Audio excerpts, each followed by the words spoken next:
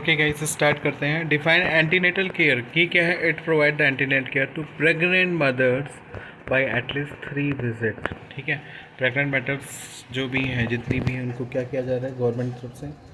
Antenatal care में क्या किया जा रहा है? उनको 3 बार विजिट कराया जा रहा है।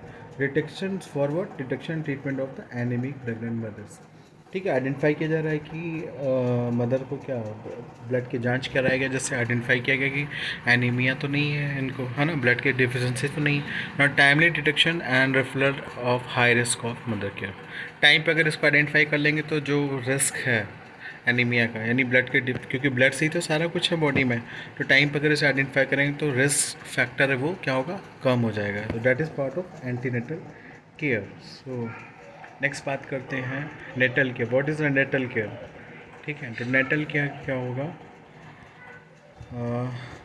Means as far as possible delivery should take place in hospital. जितना नेटल यानी जो न्यूबॉर्न बेबी उसकी केयर की बात करी जा रही है, दैट इज कॉल्ड नेटल। तो एज फार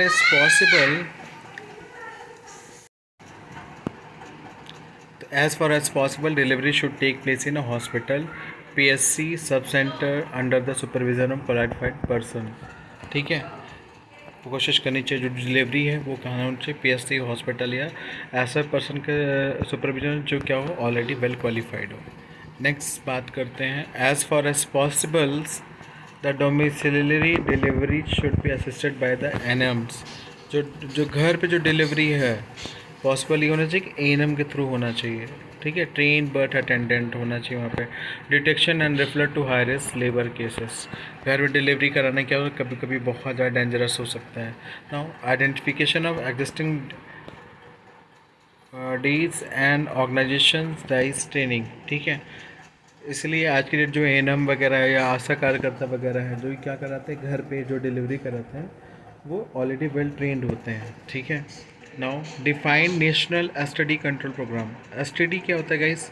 पहले आप तो मोबाइल पहले एसटीडी का यूज़ करते थे, तो वो वाला एसटीडी नहीं है, ये आपका है STD, that is sexually transmitted disease, STD.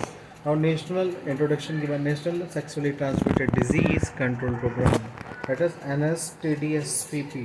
कब स्टार्ट हुआ इंडिया में? 1946, देश आज़ाद तभी ये स्टार्ट हो गया था। And before the establishment of the independent India which was in the operation until 1991। 1946 से लेके अब तक 1991 तक ये ऑपरेशन हुआ। Then the programme focus on the health seeking behaviour of individual with STDs and on combating the social stigma associated with these infectious disease, है ना। अब भाई इस टाइप के इन्फेक्शन के जो लोग हैं, जो समाज में क्या है स्टिग्मा, लोग इन्हें कलंक के फॉर्म में देखते हैं। जैसे कोई HIV एड्स हो गया तो उसे क्या समाज में से लोग गलत वे में देखते हैं ना, कहती है तो स्टिग्मा हमारे सोसाइटी के लिए। Stigma associated with these infections with the emergence of the HIV epidemic. HIV क्या है? एक डेंजरस डिजीज, सभी जानते हैं, सेक्सुअल कॉन्टेक्ट से फैलता है। The national STD control programme was made on integral part of national AIDS control programme in 1992। इसी के कंटिन्यूटी में 1992 में नेशनल एड्स प्रोग्राम लाया गया। किस लिए लाया गया? What is the motto behind it? That is prevent short and long term morbidity and mortality in STD, sexually transmitted disease की वजह से जो लंबे समय से जो डिजीज़ में जो डेथ होती चली जा रही थी लोगों की, उसको रोकना, उसकी एक्टिविटी को रोकना। ठीक है, training of health care worker in both public and private sector in comprehensive study case management. ठीक है, इसके मैनेजमेंट के लिए जो हेल्थ केयर सेंटर में जो वर्कर है उनको भी क्या गया, टाइम ट्रेन किया गया। नाउ नेक्स्ट पॉइंट क्या है इस प्रोग्राम का? Development of appropriate laboratory service for the diagnosis of STDs. Sexual transmitted disease के लिए प्रॉपर लाइब्रेरी क्या लैब को क्या किया गया, डेवलप किया गया, जहाँ पे इजी में डायग्नोसिस की जा सकें। Conduct microbiologist social behavioural and operation research, इसके लिए क्या किया गया? सोशल माइक्रोबायोलॉजिस्ट को हायर किया गया, सोशल बिहेवियर वाले लोगों को हायर किया गया। ठीक है, जो रिसर्च पे उनको हायर किया। Now surveillance to assess the epidemiology situation.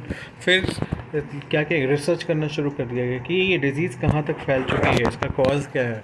ठीक है, किस पर्टिकुलर एरिया में ज़्यादा स्प्रेड हुई है, and monitor and evaluate ongoing study control programme. ठीक है, लगा टाइम टू टाइम पे क्या गया कि सेक्सुअल ट्रांसमिटेड डिजीज़ पे प्रोग्राम भी बनाए गए इनको कंट्रोल करने के लिए। लेकिन ठीक है, प्रोग्राम में लोगों को ज़्यादा क्या अवेयर किया गया। One of the major action taken along the line suggested in the strategies was क्या किया गया, starting the existing facilities the structure of study clinics.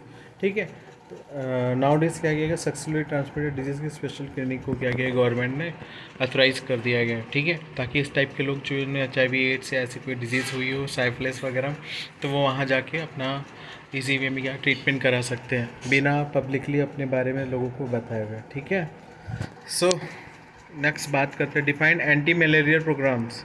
ये क्या प्रोग्राम है, तो नेशनल एंटी मलेरिया प्रोग्राम है। Drug and national drug policy on malaria was कब start किया, 1982 में स्टार्ट किया गया था। Current national drug policy of malaria was start, अभी क्या जो स्टार्ट हुई कब हुआ, 2010 में स्टार्ट हुआ है। नाउ इसका एम क्या है, to provide more effective anti malaria drug and drug resistant status. कि लोगों को क्या क्या किया जाए, time time anti malaria drug जो है प्रोवाइड कराया जाए। ठीक है, जो रेजिस्टेंस ना बनाए। ठीक है, फ़ायदा क्या होगा, preventing morbidity and mortality rates और मॉर्बिडिटी दोनों क्या करेंगे, रोकेगा। Maintaining ongoing socio economic development. ठीक है, साथ में सोशियो इकोनॉमिक डेवलपमेंट भी होगा। Reducing API up to 1.3 less.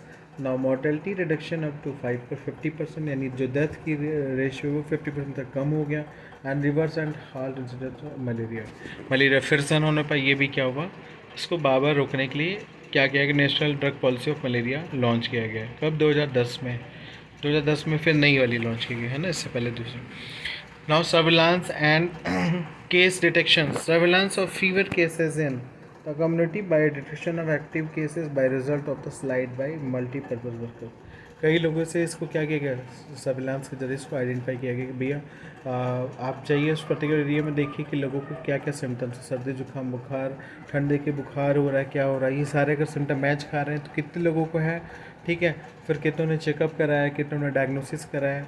ठीक है, ये सारा कुछ सर्विलांस टीम क्या करती थी, देखिए फिर केस का डिटेक्शन कंफर्म करती थी, हाँ कि इतने पर्टिकुलर पॉपुलेशंस में ये लोग मलेरिया पॉजिटिव हैं। ठीक है, ये पहले का टाइम का था, ये अभी तो बहुत इजी हो गया है। मलेरिया किट आती है, तुरंत चेकअप हो जाता है। Now diagnosis and treatment of malaria, कैसे डायग्नोसिस करेंगे उसका ट्रीटमेंट, तो patient with fever suspected as malaria, mean blood is taken and microscopic examination was done. कैसे आइडेंटिफाई करेंगे, भाई ब्लड लेंगे, सैंपल लेंगे और मलेरिया की जांच करेंगे। ठीक है, okay. After the result it positive mean the anti drug started for patient. अगर मलेरिया पॉजिटिव पाया गया पेशेंट तो क्या कहेंगे, उसको एंटी मलेरिया ड्रग प्रोवाइड की जाएगी। The person suffering from the fever during the transmission season visited N endemic area should be suspicious of malaria if he or she has a fever without any other obvious cause as stated below। ठीक है, ऐसे persons जो malaria prone area में है और उन्हें क्या हो रहा है कि अचानक से ही बुखार आना शुरू हो जा रहा है, तो उन्हें क्या करेंगे, उन्हें सस्पिशियस के फॉर्म में रख के क्या करेंगे, जांच करा दी जाती थी।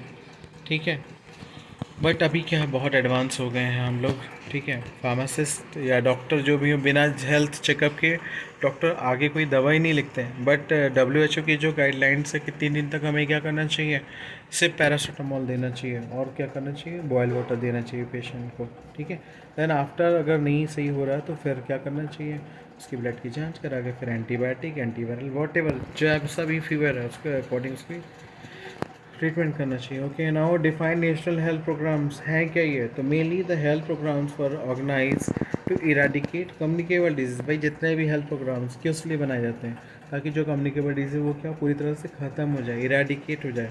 And also improve the environmental status like cleanliness, reducing or control of populations, nutritional standard। The national health program was established by central government। चलो क्या कर रही है, उसकी नेशनल हेल्थ प्रोग्राम लॉन्च कर रही है ताकि क्या हो, पॉपुलेशन कंट्रोल हो, एनवायरमेंटल का जो स्टेटस है वो साफ़ सुथरा हो। ठीक है, इसलिए गवर्नमेंट क्या है, डिफरेंट टाइप के प्रोग्राम को लॉन्च कर रही है। तो सेंट्रल गवर्नमेंट ने भी क्या किया है, नेशनल हेल्थ प्रोग्राम लॉन्च किया है। The programmes were establish based on the some of international agencies such as UNICEF हो गया, वर्ल्ड बैंक है, WHO है, some other foreign organization like USAI, DANIDA, SIDA. ठीक है, सारे ऑर्गेनाइजेशन जो क्या कर रहे हैं, नेशनल हेल्थ प्रोग्राम के फॉर्म में क्या कर रहे हैं, जो भी डिजीज़ कॉजिंग एजेंट उनको क्या करें, इरेडिकेट कर रहे हैं, समाप्त कर रहे हैं। ठीक है, जैसे अगर हम नेशन की बात करें तो अपने नेशन क्या होता है, ग्राम सभा होता है। ग्राम सभा क्या करता है, the people of the villages mainly adults will meet at least twice a year for discussion. Gram sabha में एक बार हर 6 महीने का मीटिंग होती है, ताकि वहाँ के जो लोग हैं एक बार मिले अपने प्रधान से, और अपने बारे गांव में कोई ऐसी डिजीज़ अगर स्प्रेड हो रही है तो उसको इरेडिकेट करने के विषय में ग्राम पंचायत बैठ के एक्सपर्ट को बुला के और लोगों को क्या करना है, अवेयर करना चाहिए, उनकी जांच करना चाहिए और ट्रीटमेंट प्रोवाइड करना चाहिए। Now about the taxations and constitution annual program mainly for electing the member of the ग्राम पंचायत। ठीक है, ग्राम पंचायत बेसिकली रिस्पॉन्सिबल है। नाउ ग्राम पंचायत क्या करता है, इन ग्राम panchayat mainly they are focusing on the planning of development of the villages which are underdeveloped and it contain nearly 13 to 15 villages।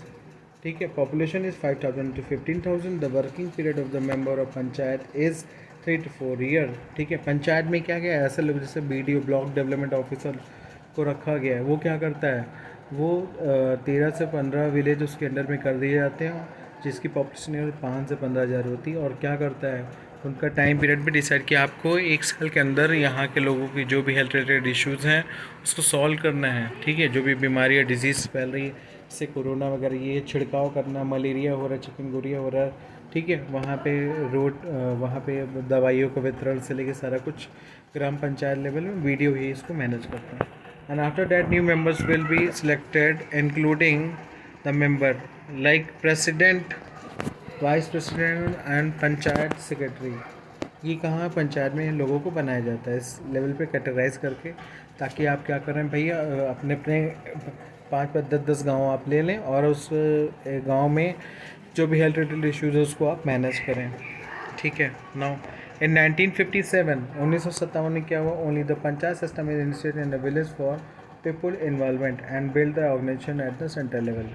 In this Panchayat Raj system, it has 3-tier system of local self-government that involve people in the various level of national 3 institutions। पहले के समय में क्या होता है, जो पंचायत थी उसमें 3 लेवल पे काम होता था।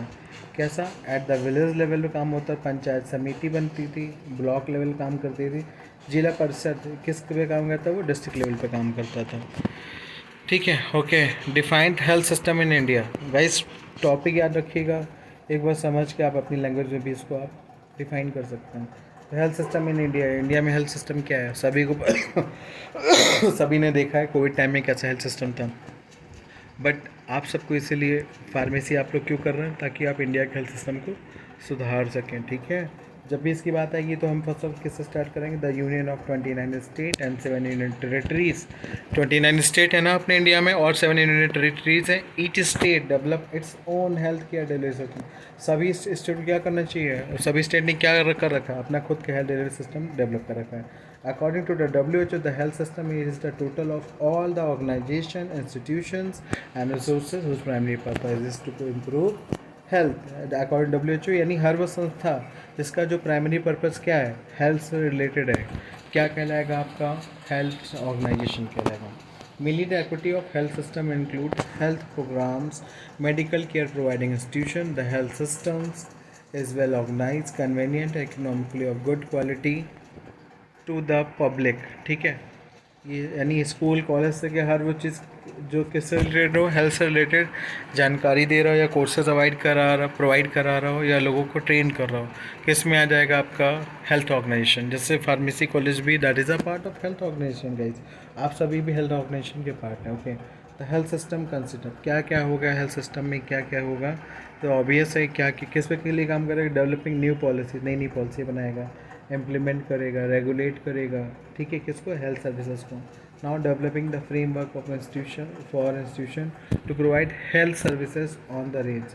नाउ नेक्स्ट क्या पॉइंट है, गवर्निंग एंड प्रोवाइडिंग, गवर्न करेगा, प्रोवाइड